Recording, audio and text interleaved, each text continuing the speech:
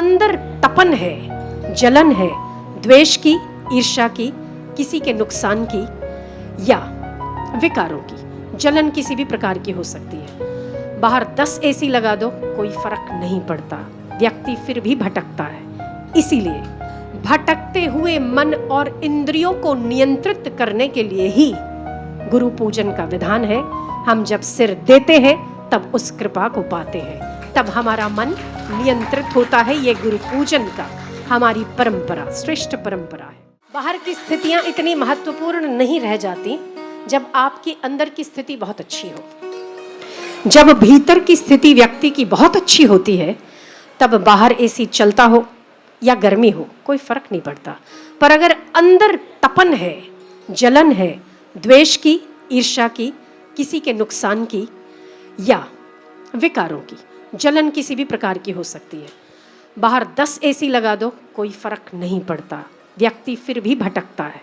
इसीलिए ऐसे भटकान को रोकने के लिए, ऐसी भटकान मन की शांति के लिए, भटकते हुए मन और इंद्रियों को नियंत्रित करने के लिए ही गुरु पूजन का विधान है।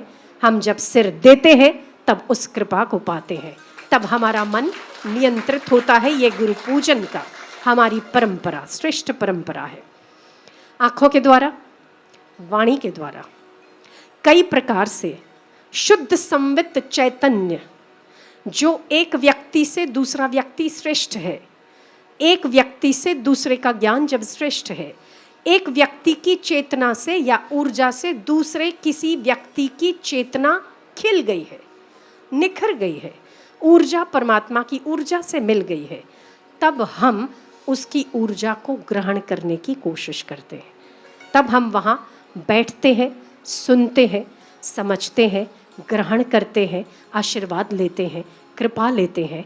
एक शुद्ध संवित चैतन्य ही मलिन चैतन्य को जागृत करता है। चैतन्य तो सब में एक जैसा है, आप में भी ब्रह्म वही है, कृष्ण में भी वही था, वशिष्ठ जी में भी वही था, तो राम जी में भी वही था। भेद नहीं है किसी में, पर जिसकी जग गई वो दूसरे को जगाने की कोशिश करता है।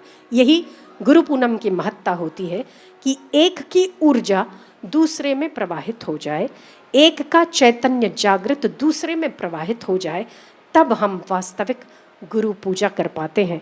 यही गुरु पूर्णिमा के महत्व को हम उजागर करते हैं कि हम आते हैं, मत्था टेकते हैं, आप कृपा को आसरो, आप कृपा को जोर, 3 लोक में है नहीं आप सम कोई और। जो कृपा करने वाला होता है वो ये नहीं बताता कि मैं कृपा करता हूँ, क्या परमात्मा ने आपसे कहा कि मैंने कृपा करके आपको दुनिया में भेजा है। अगर संसारी एक भी व्यक्ति आप पर थोड़ी सी कृपा कर देता ना, तो गा गा के, सुना सुना के, सुना सुना के, सुना सुना के पागल कर देता आपको, है ना। ईश्वर ने इतनी कृपा की, गुरुजन इतनी कृपा कर रहे हैं, पर आपको जो कृपा करता है वो बताता नहीं। यही उस महान की महानता है कि संसारी 100 या 99 आप उपकार कर लो, अगर एक गलती कर लो तो 99 उपकार भूल जाता है। परमात्मा के द्वार पर 99 गलतियां माफ हो जाती है, और अगर एक अच्छा कर्म है वो स्वीकार हो जाता है।